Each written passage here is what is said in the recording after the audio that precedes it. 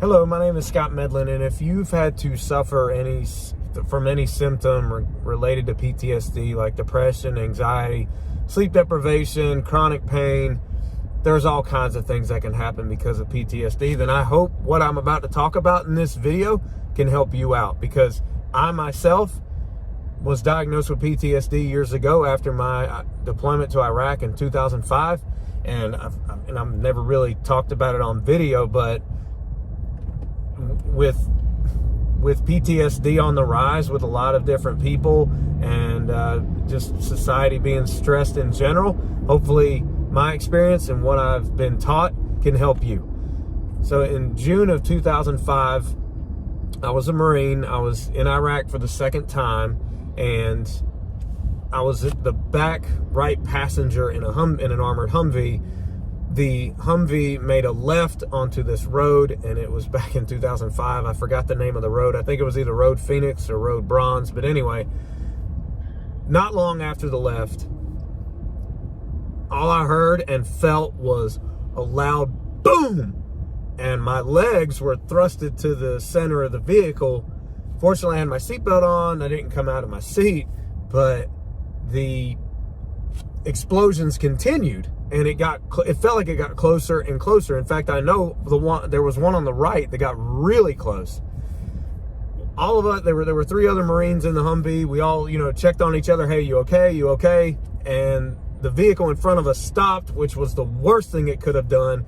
And I got on the radio. I said, keep going, keep going, keep going. The explosions it continued, and I'd say they were a total 4 to 5, and I just remember praying, God, please help us.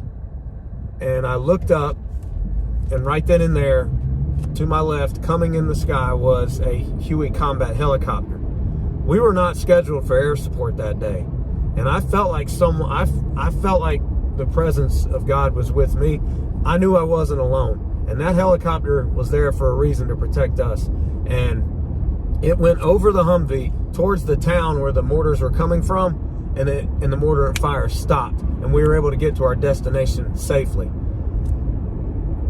That incident, along with some other incidents, unfortunately, it took a toll on me mentally. When I got back into college, I would be in the middle of class, and my mind would start to wander, and I would have flashbacks. For 15 minutes, I would zone out and just daydream, and then sometimes for a few minutes, I would actually have a flashback and just completely go back there mentally to that incident. Family relationships started to be negatively affected. I was very anxious. I was very just critical. I was mean. I didn't like it.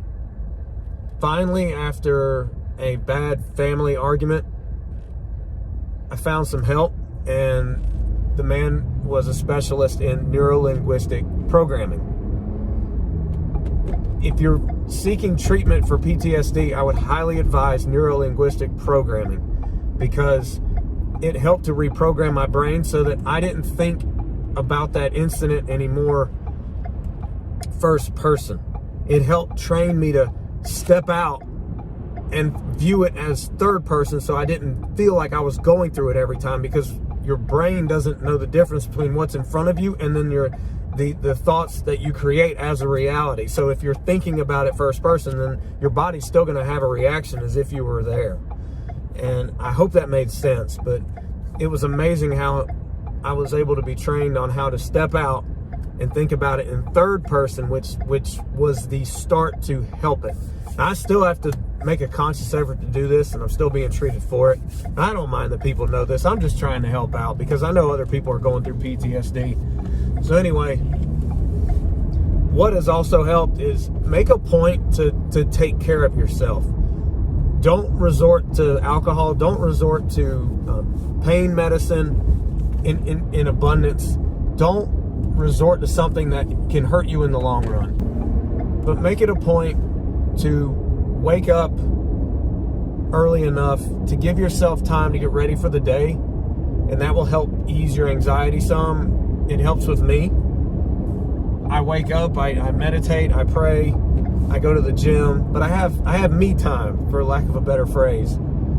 Also, no stimulating electronics prior to bedtime. There's actually studies, I guess, coming out. I've read numerous articles about how a cell phone to your eyes actually inhibits the ability for the body to trigger melatonin production, which is what produces sleep.